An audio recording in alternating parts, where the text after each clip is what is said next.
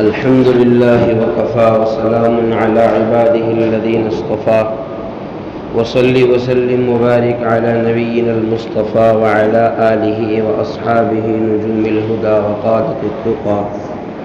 اللهم وفقنا لما تحب وترضى من القول والعمل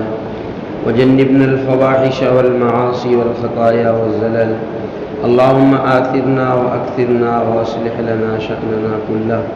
لا إله إلا أنت.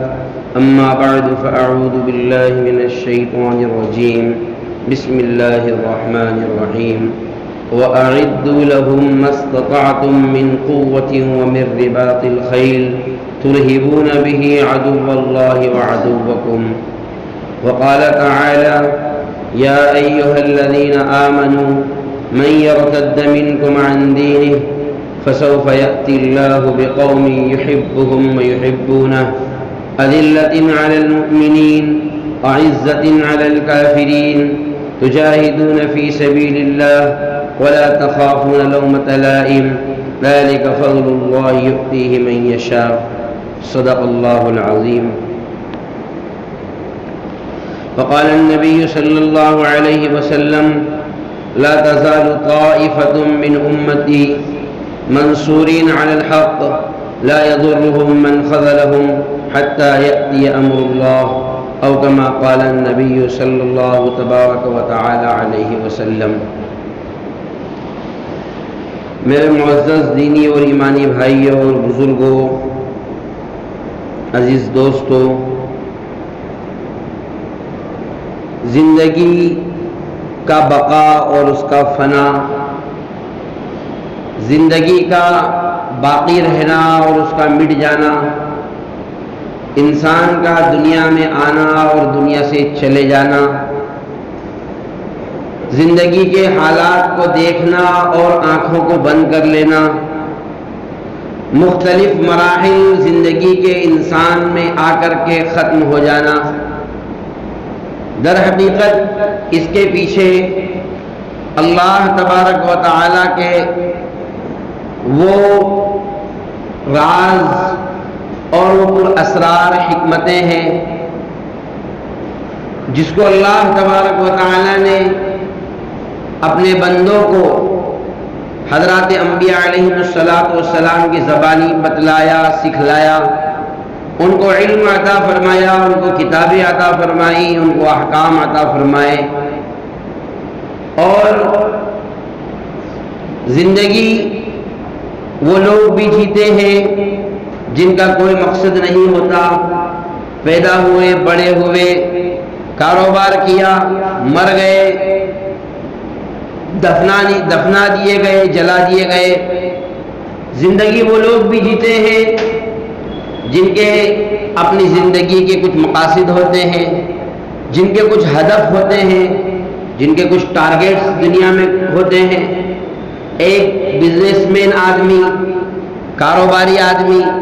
کاروبار کی دنیا میں جب قدم رکھتا ہے تو وہ کبھی یہ نہیں سوچتا کہ میں نے دکان اس لیے شروع کی ہے، کاروبار اس لیے شروع کیا ہے کہ نفع ہوگا تو ہوگا، نقصان ہوگا تو نقصان ہوگا. اب جب اس سے سوال کریں گے کہ آپ دکان کیوں ڈال رہے ہیں تو وہ آپ کو جواب دے گا: میں روزی روٹی کمانے کے لیے ڈال رہا ہوں، مجھے اپنا مکان بنانا ہے، اپنے بچوں کے لیے اچھے روزی روٹی کا انتظام کرنا ہے، میں اس لیے کاروبار کر رہا ہوں کہ میں خود بھی سکشم ہو جاؤں، میرے بچے بھی سکشم ہو جائیں، ہم اپنے پیروں پر کھڑے ہو جائیں، ہمارے اپنے بچوں کے کاروبار ہو جائیں، میرے لڑکے ہیں ان کی شادیاں ہو جائیں، میری لڑکیاں ہیں ان کی شادیاں ہو جائیں، ضرورتیں ہیں وہ پوری ہو جائیں. یہ ایک مقصد کے تحت انسان کاروبار کرتا ہے. مجھے بتائیے، ہر آدمی اپنا سیلز کاروبار کرنا چاہتا ہے، کوئی کسی کے یہاں غلامی کرنا نہیں چاہتا، کوئی کسی کے یہاں نوکری کرنا نہیں چاہتا، کوئی کسی کے یہاں ملازمت کرنا نہیں چاہتا. کیوں؟ اس لیے کہ وہ جانتے ہیں کہ سیلز کاروبار میں ہم خود فیصل ہوتے ہیں، ہم خود مختار ہوتے ہیں، پوری باغ ڈور ہمارے ہاتھ میں ہوتی ہے، پوری کمان ہمارے قبضے میں ہوتی ہے. ہم جب چاہے دکان کھولیں، جب چاہے بند کریں. ہم 10 بجے دکان پر آئیں کوئی بولنے والا نہیں، 9 بجے آ کر بیٹھ جائیں کوئی بولنے والا نہیں، 11 بجے تک نہیں آئے کوئی بولنے والا نہیں. تو آدمی کبھی بھی غلامی کی زندگی گزارنا پسند نہیں کرتا ہے. یہ جو لوگ کرتے ہیں یہ تو ان کی اپنی مجبوریاں ہوتی ہے، یہ خود سیلف نہیں کر سکتے، اسی لیے وہ کسی کے ماتحتی میں کام کرتے ہیں، وہ کسی کے یہاں ملازمت کرتے ہیں، وہ کسی کے یہاں نوکری کرتے ہیں. یہی وجہ ہے کہ جب وہ لوگ جو کسی کے یہاں ملازمت کر رہے ہیں، نوکری کر رہے ہیں، جب ان کے پاس تھوڑا سا پیسہ آ جاتا ہے تو وہ نوکری سے استعفیٰ دے کر کے آ جاتے ہیں اور پھر اپنا نیا کاروبار خود اپنا شروع کرتے ہیں. کیوں؟ اس لیے کہ وہ جانتے ہیں کہ میں اپنے سیٹ کو مہینے بھر میں لاکھوں روپے کا میں سیل کر رہا ہوں، میرے ہاتھ روزانہ 10,000 15,000 روپے کی بکری میرے ہاتھ ہو رہی ہے، میں روزانہ 20,000 کا غلہ اپنے مالک کو لا کر دے رہا ہوں، روزانہ میرا مالک 30,000 25,000 روپے اپنے جیب میں رکھ کر لے کر جاتا ہے، اور مجھے اس میں سے کتنے مل رہے ہیں؟ اگر 15,000 روپے تنخواہ ہو تو 500 مل رہے ہیں، اس سے زیادہ نہیں مل رہے. اگر میری 30,000 بھی اگر تنخواہ ہو تو کتنے مل رہے ہیں؟ 1,000 مل رہے ہیں. وہ بس اس سے زیادہ مجھے نہیں ملنا ہے، اس لیے وہ چاہتا ہے کہ خود اپنا کاروبار شروع کرے. اللہ تبارک و تعالی نے ایسے ہی زندگی انسان کو عطا فرمائی تو ظاہر سی بات ہے اس کے بھی تو کچھ مقاصد ہوں گے کہ دنیا میں جا کر کے تمہیں یہ کام کرنا ہے، دنیا میں جا کر کے کچھ قوانین تمہیں دیے گئے ہیں جن کو فالو کرنا، جن کی اتباع کرنا، جن کو قبول کرنا، یہ تمہاری ذمہ داری ہے. ایک سلسلہ حضرت انبیاء علیہ السلام کا چلا، حضرت آدم علیہ السلام سے شروع ہو کر حضرت محمد مصطفیٰ صلی اللہ علیہ وسلم پر جس کا اختتام ہوا اور امت محمدیہ کے ہاتھ میں کمان دی گئی، باغڈور دی گئی، قیادت دی گئی، سربراہی دی گئی. ان کو قوم کا ذمہ دار بنایا گیا کہ پوری دنیا کے خطے میں اب قیامت تک آنے والے لوگوں تک صحیح بات کا پہنچانا، حق بات کا پہنچانا، ہر اچھائی کو پہنچانا، ہر برائی کا مقابلہ کرنا، ہر برائی کا خاتمہ کرنا، ظالم اور جابر بادشاہ کے سامنے کبھی نہ جھکنا، اللہ کے دین کے خاطر اور اعلاء کلمت اللہ کے خاطر، اللہ کے دین کے لیے جو قربانی تمہیں دینی پڑے اس قربانی کے لیے تیار رہنا. اگر زندگی کا یہ مقصد بناتے ہو تب تو واقعتاً تم مومن ہو، اور اگر زندگی کا مقصد یہ نہیں ہے تو پھر ایمان کی جانچ پڑتال کر لینی چاہیے. پھر اپنے ایمان کی لیبوریٹری میں چیک کروانا چاہیے کہ کہیں اس کے اندر نعوذ باللہ ثم نعوذ باللہ نفاق کا کوئی قطرہ تو نہیں گھس گیا، کفر کا کوئی قطرہ تو نہیں گھس گیا، اللہ اور اس کے رسول کی ناراضگی کے کچھ ذرات تو اس کے اندر نہیں گھس گئے، جس کی بنیاد پر جو ایک ڈگر دی گئی تھی، جو ایک معیار دیا گیا تھا، جو ایک میدان دیا گیا تھا، اس میدان سے ہٹ کر کے زندگی الگ چلتی ہوئی کیوں نظر آ رہی ہے؟ اور جناب رسول اللہ صلی اللہ علیہ وسلم نے ارشاد فرمایا ان اول الناس بی یوم القیامہ المتقون، کہ قیامت کے دن مجھ سے سب سے زیادہ قریب وہ لوگ ہوں گے جو متقی ہوں گے. فرمایا اینما کانو ومن کانو، دنیا کے کسی بھی کونے میں رہے اور وہ کوئی بھی لوگ ہو، ہمیں اس سے کوئی مطلب نہیں، وہ کالا ہے، گورا ہے، عربی ہے، عجمی ہے، ہندی ہے، سندھی ہے، مراٹھی ہے، کون ہے، ہمیں کوئی مطلب نہیں ہے. اور دنیا کے کون سے خطے میں رہ رہا ہے، وہ امریکہ میں رہ رہا ہے، لندن میں رہ رہا ہے، عرب میں رہ رہا ہے، چیچنیا میں رہ رہا ہے، بوسنیا میں رہ رہا ہے، افغانستان میں رہ رہا ہے، ہندوستان میں رہ رہا ہے، کس ملک میں وہ رہ رہا ہے اس سے کوئی مطلب نہیں ہے. مطلب اس بات سے ہے کہ زندگی کے مقاصد پر کھرا کتنا اتر رہا ہے. یہ وہ چیز ہے جو ایک معیار ہے، یہ وہ چیز ہے جو جانچنے اور پرکھنے کا ایک آلہ ہے جو اللہ تبارک و تعالی نے حضرت محمد مصطفیٰ صلی اللہ علیہ وسلم کی زبانی امت کو سکھلایا اور بتلایا.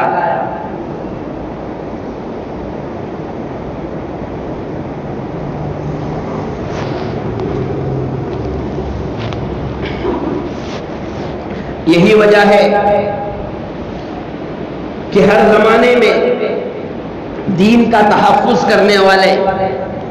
اور دین کی حفاظت کرنے والے ہر خطے اور ہر علاقے میں، ہر ملک میں اللہ تبارک و تعالی نے ایسے افراد پیدا فرمائے جو دین کی بقا کے لیے، دین کو زندہ رکھنے کے لیے اپنا سب کچھ قربان کر کے، لٹا کر کے ایک تاریخ رقم کر کے چلے گئے۔ بعد میں آنے والے لوگوں کا کام صرف اس تاریخ کو پڑھنا ہے، لکھنا نہیں ہے۔ تاریخ لکھنے والا ہمیشہ بڑا ہوتا ہے، پڑھنے کا کام تو کوئی بھی کر سکتا ہے، لیکن تاریخ لکھنے والے جو ہوتے ہیں مؤرخین، ظاہر سی بات ہے انہیں محنت کرنا پڑتی ہے، جد و جہد کرنا پڑتی ہے، کوشش کرنا پڑتی ہے، مطالعہ کرنا پڑتا ہے، آگے پیچھے سب کچھ دیکھنا پڑتا ہے، حالات کا جائزہ لینا پڑتا ہے۔ اللہ تبارک و تعالیٰ نے جب اس ملک میں، جس ملک کے ہم باشندے ہیں، ہمارا ملک آج اس وقت، اس ملک کے خاص طور پر امت مسلمہ، یوں تو پوری دنیا میں مسلمان پریشان حال ہیں،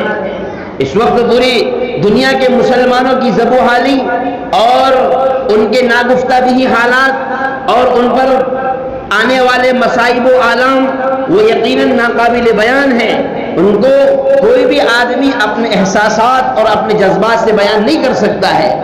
لیکن خاص طور پر چونکہ ہم اس ملک کے باشندے ہیں، ہمارا رہنا سہنا اٹھنا بیٹھنا جینا مرنا سب کچھ اس کا تعلق اسی ملک سے ہے، ظاہر سی بات ہے اس ملک کے اور اس ملک کے مسلمانوں کے حالات ہمارے سامنے سب سے زیادہ ہے، کیونکہ دوسری جگہوں کے حالات جو ہم دیکھتے ہیں، جو سنتے ہیں، اس میں واسطہ ہوتا ہے، یا تو پیپر واسطہ ہوتا ہے، یا ٹی وی کی خبریں واسطہ ہوتی ہیں، یا سوشل میڈیا واسطہ ہوتی ہیں، لیکن جہاں ہم رہ رہے ہیں وہاں کے حالات ہماری آنکھوں کے سامنے ہیں، ہم ڈائریکٹلی اس کو دیکھ رہے ہیں، گویا کہ ہماری نگاہوں کے سامنے لائیو ٹیلی کاسٹ کیا جا رہا ہے، گویا کہ ہماری نگاہوں کے سامنے وہ فلمیں دہرائی جا رہی ہیں جو ماقبل میں، ماضی میں کسی زمانے میں مظلوموں اور کمزوروں کے ساتھ دہرائی جاتی تھی، وہی کی وہی داستانیں اس وقت اس ملک میں آ کر مسلمانوں کے ساتھ دہرانے کے لیے اور مسلمانوں کے ساتھ اس کو کرنے کے لیے یہ ملک اس تباہی کے اس دہانے پر آ کر کھڑا ہو چکا ہے۔ آپ کو یاد ہونا چاہیے، اچھی طریقے سے یہ بات ہمارے ذہن نشین رہنا چاہیے کہ ہمارے علماء نے، جنہوں نے اس ملک میں اسلام کی بقا کے لیے اور اسلام کو زندہ رکھنے کے لیے اپنے تن من دھن کی بازی لگائی، اپنا سب کچھ قربان کیا، ظالم بادشاہوں سے وہ ٹکرائے، وقت کی فرعون طاقتوں سے ڈٹ کر انہوں نے مقابلہ کیا، ان کا بنیادی مقصد اس ملک میں حکمرانی کرنا نہیں تھا، اس ملک کے تختوں پر بیٹھنا نہیں تھا، اس ملک کی گدیوں کو سنبھالنا نہیں تھا، ان کا مقصد تھا اس ملک میں امت مسلمہ کی حفاظت کیسے کی جائے، ان کے ایمان کا تحفظ کیسے کیا جائے، ان کے ایمان کو کیسے باقی رکھا جائے۔ آپ اچھی طریقے سے، ممکن ہے آپ مجھ سے زیادہ اس تاریخ کو جانتے ہوں کہ غالباً 1599 میں یا 1601 عیسوی میں انگریزوں نے اس ملک کی سرزمین پر قدم رکھا اور اپنے آنے کا مقصد کیا بیان کیا؟ ہم تجارت کے غرض سے آئے ہیں، کاروبار کی نیت سے آئے ہیں، اور وہ آئے اس وقت میں انہوں نے اپنے کاروبار شروع کیے، دھیرے دھیرے دھیرے دھیرے کر کے کاروبار کو بڑھانا شروع کیا، اور لیکن وہ چونکہ اسپین کی ایک تاریخ تھی، کسی زمانے میں اسپین اسلام اور ایک بڑا اسلامی ملک رہا، وہ مسجد قرطبہ جہاں علامہ قرطبی رحمۃ اللہ علیہ جیسے محدث اور ان کے جیسے مفسر درس قرآن دیا کرتے تھے، تفسیر قرطبی جو بڑی مشہور تفسیر ہے، جو اس جامع قرطبہ میں بیٹھ کر لکھی گئی، ظاہر سی بات ہے جب انہوں نے وہاں پر اپنے پنجوں کو جب گھاڑا اور اسلام کو وہاں سے جب ختم کیا، صورتحال یہ بن گئی کہ پورے ملک میں کوئی اذان دینے والا باقی نہیں رہا، کوئی نماز پڑھانے والا باقی نہیں رہا، لا الہ الا اللہ محمد رسول اللہ کہنے والا علی الاعلان مسجد کی طرف قدم بڑھانے والا باقی نہیں رہا، یہ صورتحال جب بنی تو ایک ذہن گیا کہ ایک ملک ہے جس کو ہند کہا جاتا ہے، جس کو بھارت کہا جاتا ہے، وہاں پر بھی لاکھوں کی تعداد میں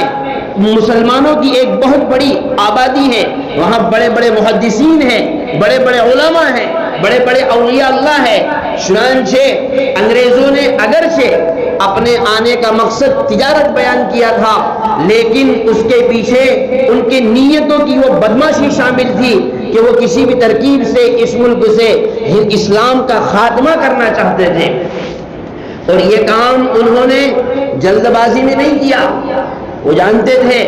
کہ اگر اپنے مقاصد کو ایک دم سے کھول کر کے بیان کر دیا گیا تو مخالفت آنا شروع ہو جائے گی۔ انہوں نے اپنے کاروبار بڑھائے، لوگوں سے تعلقات بڑھائے، لوگوں کے ساتھ معاملات بڑھائے، اپنے کچھ چیلے چپاٹے تیار کیے، اپنے کچھ چمچے تیار کیے جو ان کی ہاں میں ہاں ملاتے رہے۔ یہ کام انہوں نے 150 سال تک کیا۔ 150 سال تک انگریزوں میں اور مسلمانوں میں 150 سال تک کوئی لڑائی نہیں ہوئی ہے۔ سب سے پہلی لڑائی 1757 میں نواب سراج الدولہ نے جب انگریزوں سے لڑائی لڑی ہے، وہ پہلی لڑائی ہے جو انگریزوں اور مسلمانوں کے درمیان میں ہوئی ہے، اور اس میں بھی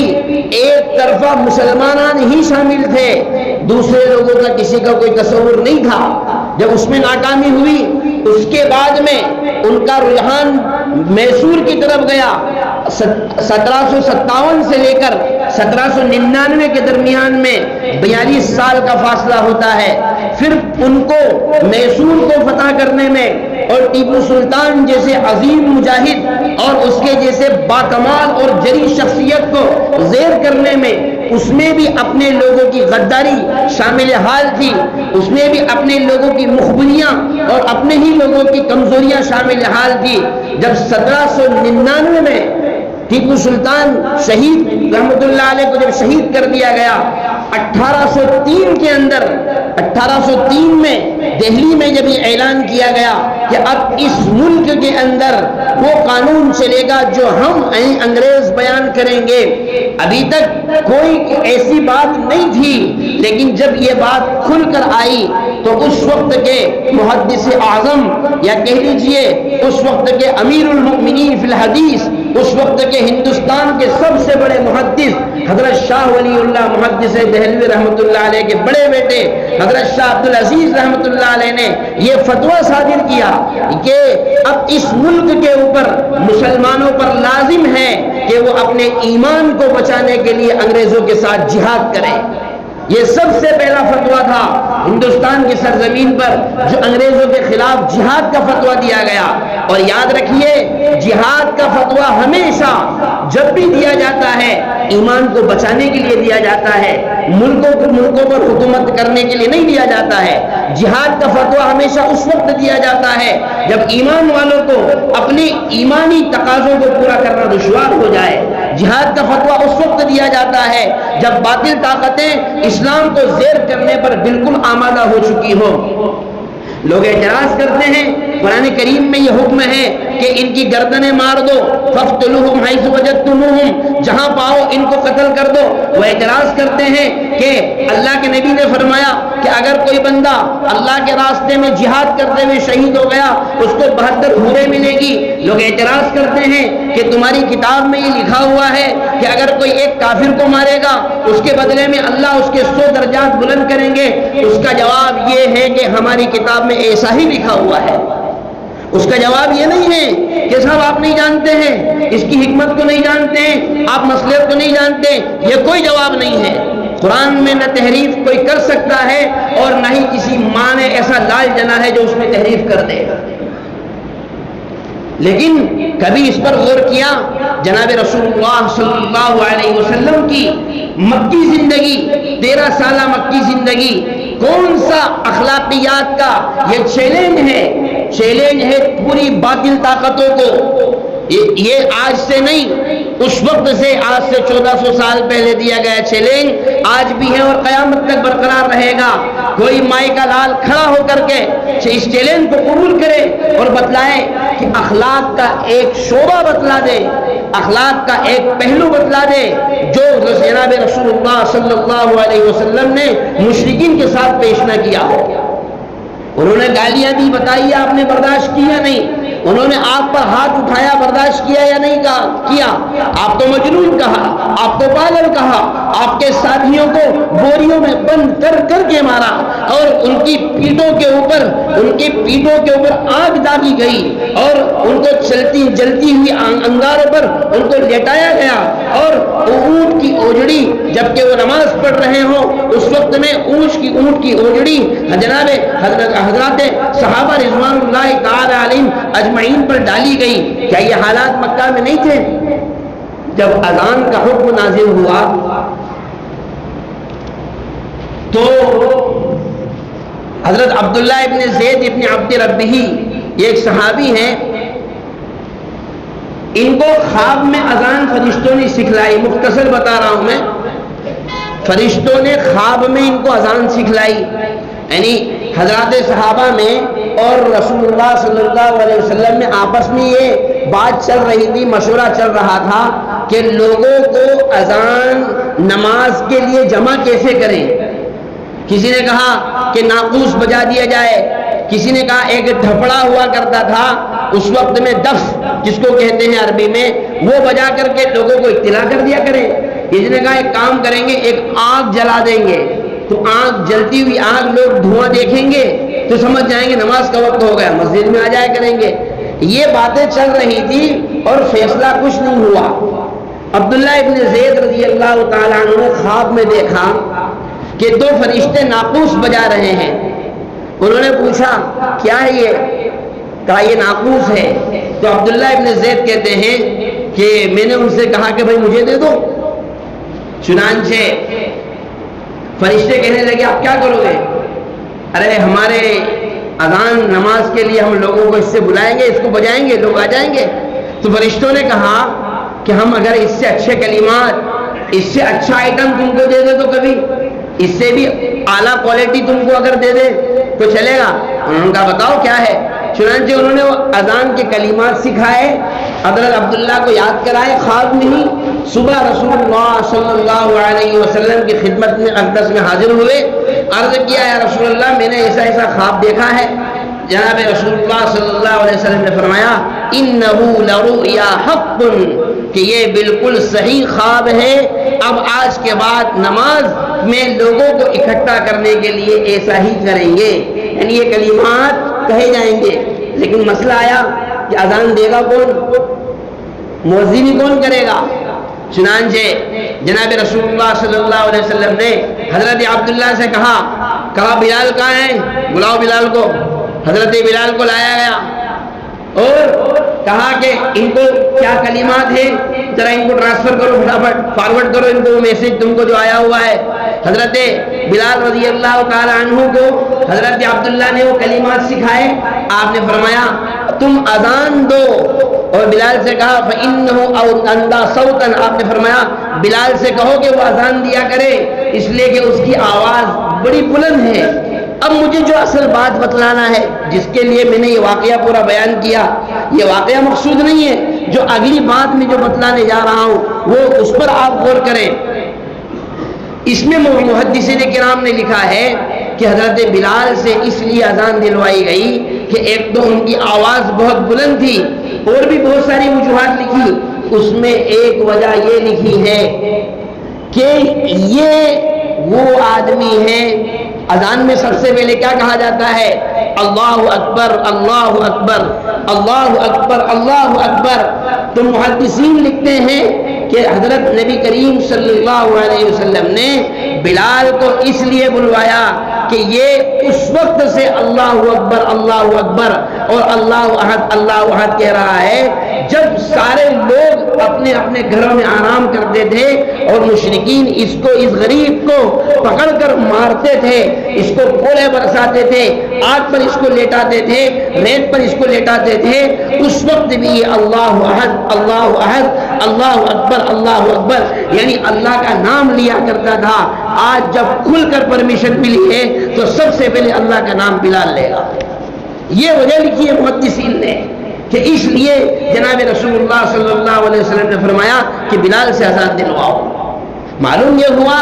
اچھا اس کے علاوہ 70 آیتیں ایسی ہیں، مدینہ میں آ کر جہاد کا حکم نازل ہوا، اس سے پہلے 70 آیات ایسی ہیں جس میں رسول اللہ صلی اللہ علیہ وسلم کو ضبط و تحمل کا حکم دیا گیا، صبر کا حکم دیا گیا، برداشت کا حکم دیا گیا۔ لیکن جب آپ مدینہ تشریف لے آئے اور وہاں آ کر بھی مشرکین کی طرف سے ان کی ناپاک حرکتیں کم ہونے کا نام نہیں لے رہی تھی، تب اللہ تبارک و تعالیٰ نے حکم دیا اذن للذین یقاتلون بانہم ظلموا وان اللہ علی نصرہم لقدیر، کہ اب ان مظلوموں کو حکم دے دیا گیا ہے کہ ان کافروں کا ڈٹ کر مقابلہ کرو، ان سے مقابلہ کرنے کے لیے ہاتھا پائی کرنا پڑے تو وہ کرو، مارنا پڑے تو وہ کرو، کاٹنا پڑے تو وہ کرو، ان اپنی جان دینا پڑے تو دو، لینا پڑے تو لو۔ تب جا کر یہ حکم نازل ہوا۔ اللہ تبارک و تعالیٰ چاہتے تو پہلے ہی دن حکم نازل کر سکتے تھے۔ جناب رسول اللہ صلی اللہ علیہ وسلم کو پہلی آیت اقرا بسم ربک الذی خلق کی جگہ یہ نازل ہوتی کہ جاؤ اعلان کر دو لوگوں کو کہ اے لوگوں، آج کے بعد جو بھی اسلام کا انکار کرے گا ہم اس کی گردنیں اڑا دیں گے، پہلے دن یہ حکم بھی نازل ہو سکتا تھا۔ لیکن نہیں، اس لیے یہ تعلیم دینا تھا کہ اسلام نے ہمیشہ امن کا پیغام دیا ہے، اسلام نے ہمیشہ آستی کا پیغام دیا ہے، اسلام نے ہمیشہ محبت کا پیغام دیا ہے، اسلام نے ہمیشہ اخوت اور بھائی چارگی کا پیغام دیا ہے۔ اگر اتنی بات سمجھ میں آئی تو یا اگلی بات سنیے، جب ہمارے اکابر نے، ہمارے علماء نے اس ملک میں آ کر کے 1803 میں جب یہ دیکھ لیا کہ اب اس ملک کے اندر اپنے ایمان کو بچانا بڑا مشکل کام ہو گیا ہے، ایمان پر چلنا ایسا ہو گیا ہے جیسا کہ اپنے ہاتھوں میں آگ کا گولا لینا، آگ کا انگارہ، جس کی جناب رسول اللہ صلی اللہ علیہ وسلم نے ارشاد فرمایا کہ لوگوں پر ایک زمانہ آئے گا اپنے ایمان کو بچانا اتنا مشکل کام ہوگا جیسا کہ ہاتھ میں آگ کا شعلہ اٹھانا۔ جب یہ صورتحال پیدا ہوئی تب ہمارے اکابرین نے انگریزوں کے خلاف جہاد کا فتویٰ دیا، اور وہ پھر جنگ ایک لمبے عرصے تک چلی ہے جس میں علماء نے، اور علماء میں بھی خاص طور پر علماء دیوبند نے وہ کردار ادا کیا ہے۔ آج ہندوستان میں جو اسلام کی بقا نظر آ رہی ہے، یہ لہلہاتے ہوئے پھول نظر آ رہے ہیں، یہ نوجوانوں کے چہروں پر داڑیاں نظر آ رہی ہیں، یہ جمعے کی نماز میں مسجدیں بھری ہوئی نظر آ رہی ہیں، یہ ہمارے اکابرین کی ان قربانیوں کا، اور خاص طور پر اکابرین علماء دیوبند کی ان قربانیوں کا نتیجہ ہے۔ کیونکہ 1857 کے بعد پورے ہندوستان کے مدارس ختم کر دیے گئے۔ آپ اندازہ لگائیے، اکیلے دہلی شہر میں 1000 مدرسے بند کیے گئے، 1000 مدرسے صرف دہلی شہر میں اس وقت 1000 مدرسے موجود تھے، سارے مدرسوں کو مسمار کر دیا گیا۔ اور مقصد کیا تھا؟ مقصد تھا اسلام کے وجود کو ختم کرنا، مقصد تھا مسلمانوں کو تکلیف پہنچانا۔ آج جو حالات بنے ہوئے ہیں وہ حالات آج سے 50 60 100 150 سال پہلے انگریزوں کے زمانے میں جو حالات تھے اس سے حالات کوئی کم نہیں ہے، اس لیے کہ جو مقابلہ آرائی اور تکلیف دینے کے جو کام انگریز کیا کرتے تھے وہ آج ایک طاقت اور آج کی حکومت کے چمچے، آج کی حکومت کے باشندے جنہیں اپنی کرسیوں پر، جنہیں اپنی حکومتوں کا غرور اور جنہیں اپنے بڑے بڑے خوابوں کا ایک تکبر یہ کھائے جا رہا ہے کہ اس وقت بات دور ہمارے ہاتھ میں ہے، ہم جو چاہے کر سکتے ہیں۔ اب صورتحال یہ بن چکی ہے کہ مدارس پر نگاہیں ہیں، علماء پر نگاہیں ہیں، مساجد پر نگاہیں ہیں، ہماری کئی مسجدوں کو مسمار کر دیا گیا، شہید کر دیا گیا، کئی مدارس کے اوپر نگاہیں ہیں، اور یہ کوشش کی جا رہی ہے کہ جیسے 1857 میں انگریزوں نے تمام مدارس بند کر دیے تھے، ایک مرتبہ پھر اس ملک کے اوپر دوبارہ وہی صورتحال پیش کی جائے۔ ذرا ایسی باتوں میں بلڈوزروں کی دھمکیاں دینا، مدارس پر بلڈوزر چلا دینا آج کل ایک عام بات ہو چکی ہے۔ ایسی صورتحال میں یہ امت مسلمہ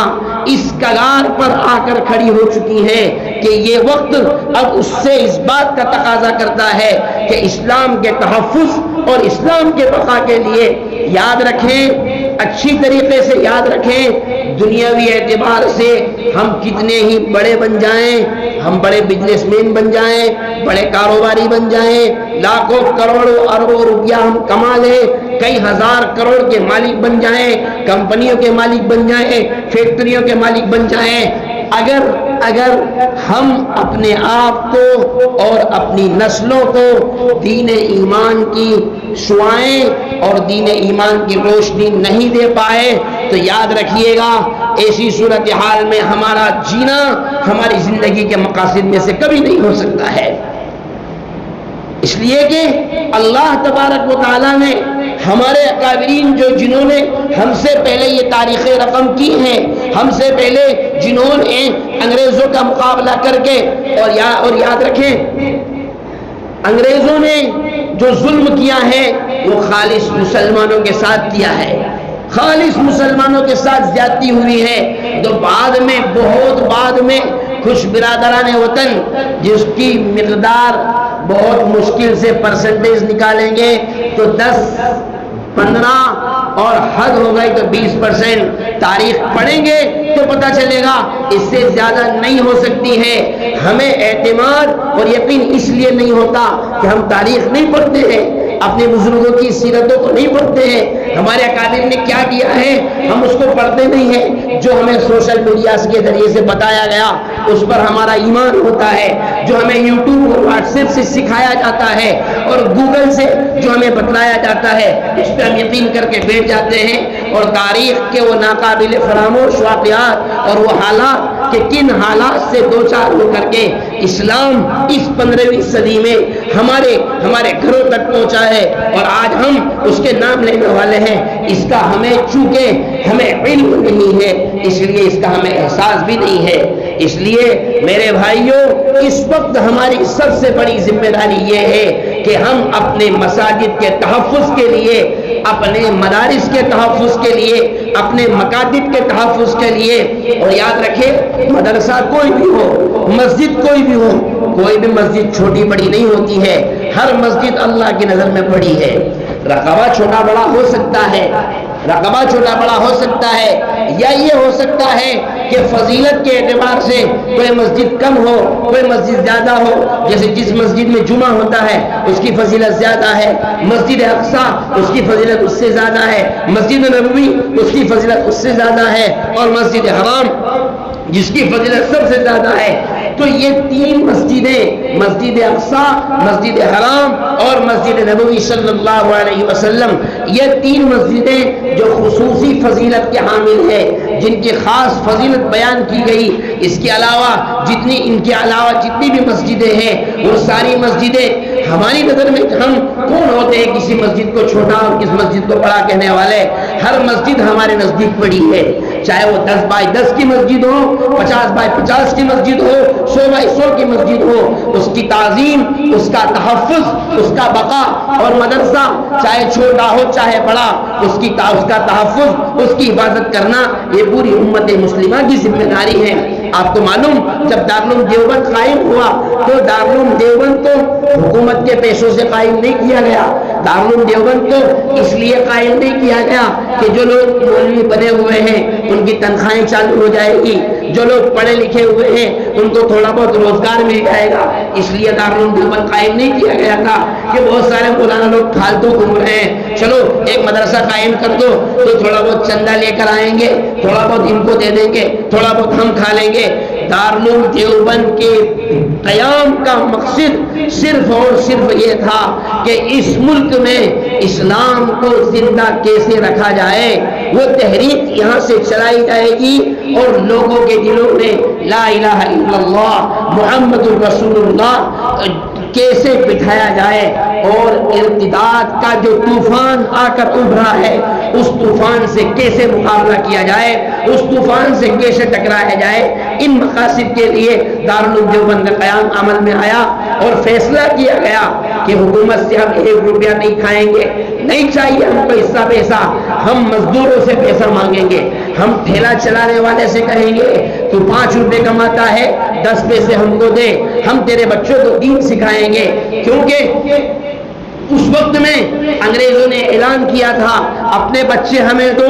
ہم تمہارے بچوں کو پڑھنا سکھائیں گے، کھانا فری دیں گے، یہ فری دیں گے، یہ سہولتیں دیں گے۔ انگریزوں کی طرف سے اعلان تھا، ہمارے علماء نے ایک اعلان اپنی طرف سے نکالا، اپنی امت کو للکارا، اپنی قوم کو جگایا اور کہا کہ دیکھو اگر اپنی قوم کی، اپنی نسل کی، اپنے بچوں کی ایمان کو زندہ رکھنا چاہتے ہو، اگر تم چاہتے ہو کہ اس ملک میں اللہ کا نام لیا جائے، اگر تم چاہتے ہو کہ اس ملک میں نماز ادا کی جائے، اگر تم چاہتے ہو کہ اس ملک میں اذان دی جائے، اگر تم چاہتے ہو کہ اس ملک میں تمہارے مردوں کو سنت کے مطابق دفنایا جائے، اگر تم چاہتے ہو کہ تمہارا لباس شرعی ہو، اگر تم چاہتے ہو کہ تمہارے بچے اللہ اس کے رسول کو پہچانے، تو یاد رکھو ہمارا تعاون کرو، ہمارا سپورٹ کرو، یعنی مدارس اسلامیہ کے قیام میں ہم آگے آؤ تاکہ ہم اس کی تحت میں، اس کی نگرانی میں انگریزوں سے مقابلہ کریں گے۔ اور پھر تاریخ نے وہ بات رقم کی، تاریخ نے وہ بات رقم کی، ایک نہیں، اگر آپ کھنگالیں گے آکسفورڈ یونیورسٹی کی آپ لائبریری میں جا کر مطالعہ کریں گے، ایک نہیں ہزاروں انگریز مورخین کے ہاتھ سے یہ جملے آپ کو لکھے ہوئے ملیں گے کہ اگر ہندوستان میں مسلمان زندہ نہ ہوتے تو انگریز کبھی بھی ہندوستان چھوڑ کر اپنے وطن واپس نہیں آ سکتا تھا، کیونکہ انہوں نے اپنے دینی بیداری کا جو ثبوت پیش کیا اور مقصد صرف اور صرف دین کا قیام تھا۔ اگر ہمارے اکابرین حکومت کے بھوکے ہوتے، عہدوں کے بھوکے ہوتے، گدیوں کے بھوکے ہوتے، تو یاد رکھیے اگر اسلام ظلم، جبر، تشدد، تلوار کے زور پر اگر پھیلتا تو اب تک دنیا میں کبھی کا کفر کا نام و نشان مٹ چکا ہوتا۔ ایک بھی نہیں بچتا جو گھنٹی بجانے والا ہو، ایک بھی نہیں بچتا جو ہے مورتی پوجن کرنے والا ہو، کیونکہ جس طریقے سے یہ 15 لوگ مل کر کے ایک مظلوم کو، نہتے کمزور کو مارتے ہیں، یہ کام ہم نہیں کر سکتے ہیں کیا؟ ہم اپنے 15 بچوں کو نہیں بول سکتے کہ جاؤ فلاں آدمی اپنے محلے میں آیا ہوا ہے، جاؤ اس کو پجا دو، اس کو ختم کر دو؟ نہیں کر سکتے، ہم بھی کر سکتے ہیں، لیکن ہمارے مذہب نے اس کی ہمیں اجازت نہیں دی ہے، بلکہ رواداری کا حکم دیا ہے۔ آخری بات، 13 سال مکی زندگی کے، 10 سال مدنی زندگی کے، محدثین نے لکھا ہے کہ ان 23 سالوں میں اسلام کے پھیلنے کا جو سب سے زیادہ غلبہ ہوا ہے وہ 7 اور 8 ہجری میں، 7، 8 اور 9، یہ 3 سالوں میں، یعنی مکہ کے 13 سال پورے ہٹا دو اور مدنی زندگی کے بھی 6 سال ہٹا دو، غزوہ خیبر سن 6 ہجری میں ہوا ہے، خیبر کے بعد اور فتح مکہ کے بیچ کا جو زمانہ ہے، جس تیزی سے اسلام ان 2 سالوں میں پھیلا ہے اس سے پہلے کبھی اتنی تیزی سے نہیں پھیلا۔ اس کی وجہ کیا تھی؟ اس کی وجہ یہ تھی کہ مدینہ میں مسلمانوں کی ایک بڑی تعداد ہو چکی تھی، بڑی تعداد مسلمانوں کی مدینہ میں آ چکی تھی، یعنی مسلمان مدینہ میں ہزاروں کی تعداد میں ہو چکے تھے۔ مشرکین مکہ جب مکہ سے مدینہ آتے تھے تو کیا مسلمانوں کو نہیں دکھتا تھا یہ کم بخت وہی ہے جو بلال کو چٹائی میں لپیٹا کرتا تھا؟ کیا مسلمان نہیں جانتے تھے یہ وہی ہے جب اس کی گلی میں مکہ میں جاتے تھے تو گالی دیتا تھا؟ کیا مسلمان نہیں جانتے تھے کہ یہ وہی ہے جو نبی صلی اللہ علیہ وسلم کو مجنون کہا کرتا تھا؟ کیا مسلمان نہیں جانتے تھے یہ وہی ہے جو ابو بکر اور جب نماز پڑھتے تھے تو ان کو آ کر ستاتا تھا؟ کیا مسلمان نہیں جانتے تھے یہ وہی ہے جو مسلمانوں کو مکہ میں نماز پڑھتے ہوئے اونٹ کی اوجڑی لا کر ڈال دیا کرتا تھا؟ کیا نہیں جانتے تھے؟ وہ جانتے تھے۔ اور جس طریقے سے مکہ میں مسلمانوں کے ساتھ 5-7 کافر مل کر کے ظلم کرتے، کیا یہ کام مسلمان مدینہ میں نہیں کر سکتے تھے کہ پکڑ کے لے جاؤ الگ گلی میں اور نپٹارا کر دو. یہ کام مسلمان نہیں کر سکتے تھے؟ کر سکتے تھے وہ بھی، لیکن کیوں نہیں کیا؟ رسول اللہ صلی اللہ علیہ وسلم کی تعلیمات ان کو یہ دی گئی تھی، انہیں بتلایا گیا، انہیں سکھلایا گیا کہ ہم امن کا پیغام لے کر آئے ہیں. ہم کسی پر ناحق ظلم نہیں کرتے، ہم کسی کو ناحق ستاتے نہیں ہیں، ہم کمزوروں پر وار نہیں کرتے، ہم کسی کے ساتھ ظلم زیادتی نہیں کرتے. اس پیغام نے اور رسول اللہ صلی اللہ علیہ وسلم کے ان فرامین نے ان کو آ کر روک دیا تھا کہ نہیں، ہماری شریعت اس بات کی اجازت نہیں دیتی، ہم اپنی شریعت کا ہر حال میں حکم بجا لائیں گے. یہ وہ اثر تھا جو مشرکین مکہ کے دل میں جگا کر گیا، اور انہوں نے کہا کہ واقعتاً ان کی اپنے نبی سے محبت، اور مکہ میں جو لوگ جو ظلم برداشت کرتے تھے یہ ان کی مجبوری نہیں تھی، یہ ان کے اللہ کا حکم تھا. اس لیے کہ اگر مکہ کا ظلم برداشت کرنا ان کی مجبوری ہوتی تو مدینہ میں کون سی مجبوری ہے؟ یہ مدینہ میں ہم کو کیوں نہیں مار رہے ہیں؟ یہ وہ چیز تھی جنہوں نے ان کے دلوں میں جگہ کی. اور یہ 2 سالوں میں، اور پھر فتح مکہ کے بعد تو پھر بہت کشادگی ہو گئی تھی، لیکن ان 2 سالوں میں اسلام لانے کا، کثرت سے اسلام کے پھیلنے کا سبب امت مسلمہ کے اپنے نبی سے محبت، اپنے نبی کے فرامین پر عمل، اور اپنے نبی کے بتائے ہوئے طریقے پر چلنا، نبی کی ہدایات پر چلنا، اور اسلام کے تحفظ، اسلام پر جینا اور اسلام پر مرنا. اپنی نسلوں کو اسلام پر باقی کیسے رکھا جائے، یہ حکمت عملی اور یہ تدبیر، اور کیسے لوگوں کے دلوں میں اسلام کی محبت ڈالی جائے، یہ تصویر ان 2 سالوں میں حضرات صحابہ نے مدینہ میں پیش کی، جس کی وجہ سے اللہ تبارک و تعالیٰ نے فتح مکہ اور پھر فتح مکہ کے بعد پوری دنیا کے اندر اسلام کے پرچم کے لہرانے کا ذریعہ بنایا. اللہ تبارک و تعالیٰ صحیح معنی میں ہم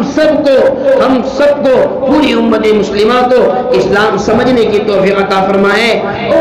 اور حالات کا مقابلہ کیسے کیا جائے اس کی توفیق عطا فرمائے، اور حالات کا مقابلہ کرنے کے لیے ہماری جو اپنی کمزوریاں ہیں اللہ ہمیں دور کرنے کی توفیق عطا فرمائے، اور استقامت کی دولت سے اللہ ہم سب کو مالا مال فرمائے، عزم و حوصلہ اللہ ہم کو عطا فرمائے، اور ہمارے اکابرین نے جن مقاصد کے خاطر جو قربانیاں پیش کی ہے اس چیز کو ہم اگر سامنے رکھ کر کے زندگی گزاریں گے تو آگے آنے والا کچھ وقت ہمارے لیے واقعتاً بڑے امتحان کا وقت ہے، بڑے آزمائش کا وقت ہے. اگر اس پر کھڑے اترنا چاہتے ہیں اپنے اللہ سے اپنا تعلق مضبوط کریں، اپنے ایمان کو کیسے بچایا جائے اس کی فکر کو اپنے دلوں کو کے اندر پیدا کریں، اور اپنے ایمان کو زندہ کر کے زندگی گزارنے کی کوشش کریں. اللہ ہم سب کو کہنے سنیے زیادہ عمل کی توفیق عطا فرمائے. وما توفیقی الا باللہ. جن کی سنت باقی سنت